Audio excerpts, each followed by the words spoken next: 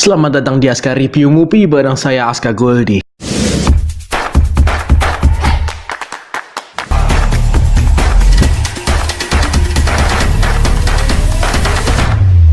Selamat datang di Aska Review Movie bareng saya Aska Goldie. Dan kali ini seperti biasa dengan member-member tetap kita. Ada saudari Yuzu, ada saudari Jiro. Saudara-saudari kita saat ini. Buset, udah lama banget gak nongol. Dan di episode ini kita mau bahas film yang ada di Netflix, yaitu The Old Guard. Ini sesuai sama requestannya si Yuzu nih. Ngebet banget nih, dia pengen bahas The Old Guard nih. Iya, karena pesanannya Yuzu. Iya. Segala konsep pembicaraan tuh selalu dari Yuzu datangnya. Iya, betul. Jadi ya langsung gue ngomong aja ya. Jadi Iya, silakan. Pertama kali gue bilang kita bahas The Old Guard karena pertama kali ini gue tertarik sama film yang satu ini. Di luar dari superhero ya, di luar dari Marvel, di luar dari DC, di luar dari ya pokoknya di luar superhero lah ya. Tapi ini kan salah satu militan juga. Kita belum dikasih tahu dia awalnya dari mana dia bisa dapatkan kekuatan Manusia dengan superpower lah ya. Iya, kalau dibilang superhuman lah, superhuman ya kan. Nah, gue tertarik banget dan mungkin ini akan ada universe-nya juga gitu. Karena kan dia bilang akan ada beberapa lagi sih, ada orang yang kita bisa ajak lagi selain yang terakhir mereka. Jadi karakter gue tertarik banget gitu, apa mungkin emang nanti kan kalian udah nonton kan filmnya? Udah, tapi kan udah beberapa minggu yang lalu ini. Nah ya, kalau udah mau lupa lagi kayaknya. ini apa diomongin langsung atau nanti ada spoil atau gimana? Ya kita bahas non spoiler dulu ah, Yang spoiler nanti kan setelah dari after movie ini ada credit title, di mana di credit title itu ya akan ada tunjukin film yang ada buahnya. Iya, ada hint untuk lanjut ke Oke. Di yang pertama udah pasti bakal bikin yang kedua. Apa ini dia potensinya sih bakalan bikin trilogi sebenarnya sih. Kayaknya trilogi sih. Konsep si Charlize Theron-nya sendiri kan yang memproduserin film ini ya kan. Oke, gue rasa sih gue rasa ya kan ada di situ produce by Charlize Theron sama siapa ya, dua orang lagi gue lupa. Nah, gue rasa mungkin Charlize Theron di luar dari FF dia bikin universe baru khusus yang superhuman ini gitu. Feeling gue sih kayak gitu. Bisa jadi, tapi ya memang kalau menurut gue sih ini berpotensi emang laku sih film ini. Iya, bagus sih maksudnya. Bagus, filmnya bagus kok. Ini udah everyone's favorite aja sih genre kayak gitu ya. Jadi kayaknya kalau kita dibahas enak gitu. Jadi gimana ya? Udah sih menurut gue kenapa gue minta. Jadi kalau di Old Guard ini kan ceritanya tentang pertama 4 orang yang punya kemampuan super. 4 orang awalnya kan, yang dia bertahan hidup atau orang. Iya, ada awalnya si 2 orang dulu, terus dia si Andi ini ngumpul lagi sampai ada 4 orang. Iya, sampai mereka akhirnya menemukan orang yang senasib, orang yang nggak bisa mati selama bertahun-tahun, selama berabad-abad. Terus akhirnya mereka membentuk sebuah tim yang uniknya sih karakter-karakter ini mereka kayak menjadi satu kesatuan karena punya sejarah yang sama. Mereka lahir atau mereka tuh nggak bisa mati dari perang-perang terkenal lah ya. Ada perang Afghanistan, ada perang salib, ada perang-perang aneh-aneh lah, itu perang yang terkenal di dunia lah gitu. Dan mereka bertahan hidup sampai akhirnya di tahun ada jasanya lah, mereka semua ada jasanya. Iya.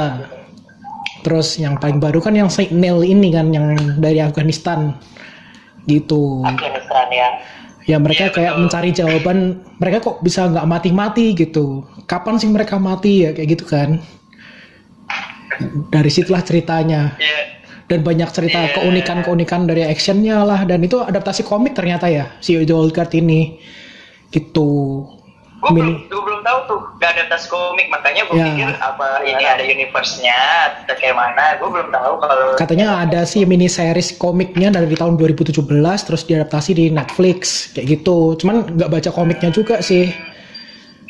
Iya, gue juga belum baca komiknya sama sekali. Gue cuma tahu langsung pertama kali gue nonton ada di Netflix, langsung aja kan gue, wah Iya.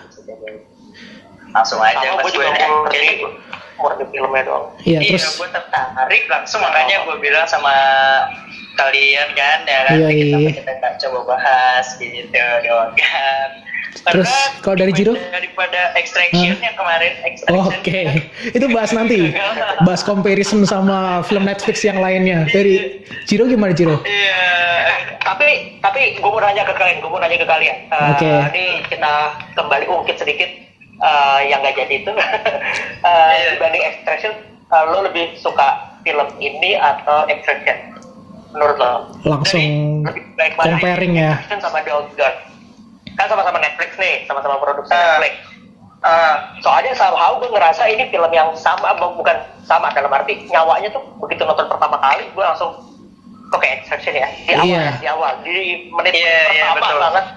Iya. Dengan formulanya, dengan formulanya, ya, dan formulanya flashbacknya yang bukan flashback sih, tapi ya langsung di template-nya ya. Kan langsung alur cerita. Tapi kalau menurut gua lebih kalau menurut gua lebih bukan ke Extraction tapi malah ke Bloodshot.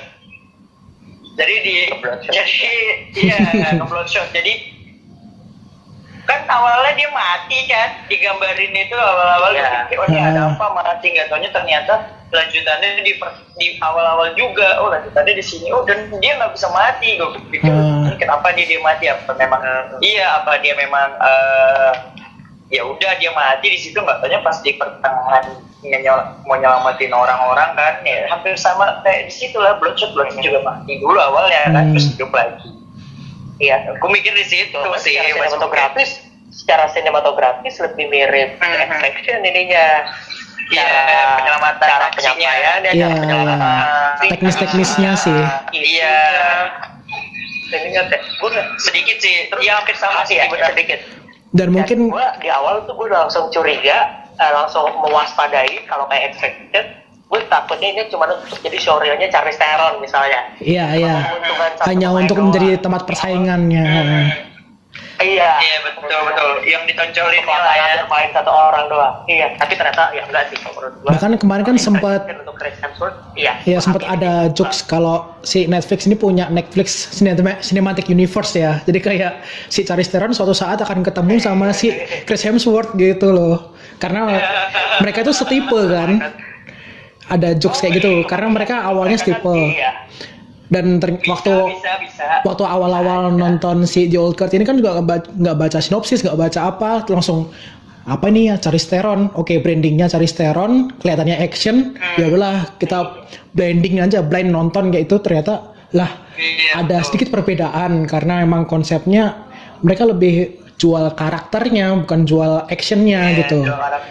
Kalau Extraction-nya lebih yang apa ya? Teknis, banyak teknis yang kayak apa sih, single shot, long shot kayak gitu ada teknisnya. Kalau di versi The Old Guard ini bukan, mereka lebih ke explore karakternya dan banyak misi-misi campaign di situ tersembunyi yang disampaikan kayak gitu kan. Itu yang bikin beda sih ternyata gitu. Terus kalau dari kalian di Old Guard ini apa sih nilai poin plusnya dari kalian gitu? Yang bikin menarik, adegan menarik buat kalian tuh apa, yang mana? Buat Mas judulnya. Kalau gue begitu nonton, yang paling menarik di gue itu langsung ke karakter sih, karena gue langsung mungkin di awal karena gue kecurigaannya balik lagi kayak Extraction tadi, takutnya cuma untuk satu orang. Tapi begitu nonton, jadi gue fokusnya ke tokoh nih. Iya. Si Charlize ya. Iya, gue fokus ke tokoh. Nah, tapi begitu jalanin nggak taunya porsinya pas kok. Gue udah curiga di awal tuh begitu Charlize Theron ya pas mau masuk ke penyelamatan para orang itu. Yang cowok-cowoknya tuh pakainya sama semua. Gue udah kayak ya tuh kan Charlize Theron lagi yang diuntungkan, jadi cuma satu tokoh utama doang yang diuntungkan. Setelah itu semuanya diceritain, man. Semuanya diceritain dan semua dapat porsi yang pas, dan gue sampai akhir dapet semua karakternya. Gue dapat betul. Jadi gue menurut gue itu poin plus banget, karena untuk dari 4 orang terus jadi 5 orang, dan mereka berjalan terus bersama-sama dengan motivasi yang berbeda-beda, itu menurut gue bagus banget. Jadi menurut gue poin plusnya lebih ke karakter. Dan bisa menjaga karakter dari awal sampai habis ya. Semuanya punya karakter yang beda-beda. Oke. Adegan favorit apa dah? Adegan yang paling favorit? Yang nempel? Adegan paling favorit nempel waktu si Andy jemput siapa? Si Brooker. Niall. Oh yang Niall. Oh Niall ya. Niall di Afghanistan. Oke. Jadi pertama kali Niall tahu kalau dia juga nggak bisa mati. Iya. Karena itu member terbarunya dari tim The Old Guard ini ya. Jadi kan lainnya tuh dari tahun 1800-an, dari 1700-an, dan si Nel ini paling baru, member paling baru gitu. Paling muda lah, ibaratnya paling muda. Yes. Nah, dari sini dan maksudnya adegan yang tenangnya si Andy kayak tahu kayak ini bakal terjadi, kayak gue menurut gue sih oke banget sih actingnya, semuanya kayak udah tahu, tenang aja, dijemput lagi dia kayak wow. Oke, asik sih. Banget ya. Zu, dari you Zu? Kalau buat gue yang bikin menarik pertama yang tadi kita udah bahas sebenarnya, gue tertarik karena kemungkinan ini akan ada universe baru di mana satu manusia itu yang lahir, yang punya kekuatan super itu sama, dan kekuatannya itu immortal ya kan, nggak bisa mati. Gue sempet mikir apa kayak Deadpool kayak jadi awalnya bahan percobaan. Wolverine. Berpikir di situ lebih ke Wolverine sih. Kan gini. Iya, hampir model kayak Wolverine juga, atau mungkin tapi kan regenerasinya itu lambat dia, agak lambat.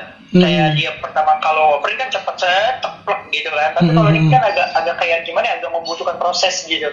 Ketika dia tembok, terus tiba-tiba berapa masalah menit baru dia bisa hidupnya juga nggak langsung set gitu, enggak. Kayak ngerasa sakit dulu. Sempet gitu. Mati juga, kayak ngerasa sempet mati gitu loh. Dia tuh hilang. Jadi dia ya kayak mereka kayak hilang kesadaran, mereka kayak hilang nyawa terus balik lagi gitu loh.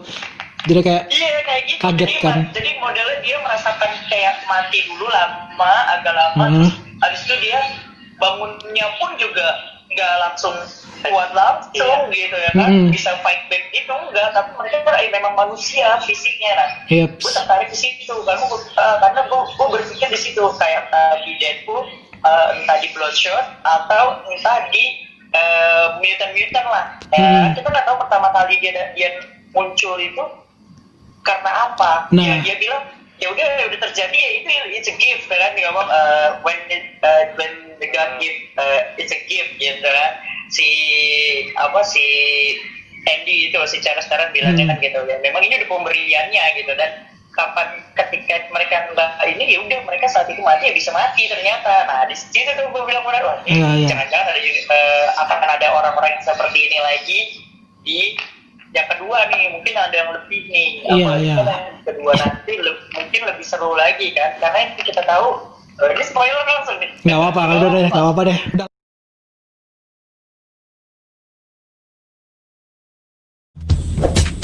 Terima kasih semuanya udah nonton. Jangan lupa like, comment, share, dan subscribe. Jangan lupa follow Instagram dan Twitter. Sampai jumpa di episode selanjutnya. Saya Afga Goldie. Pamit.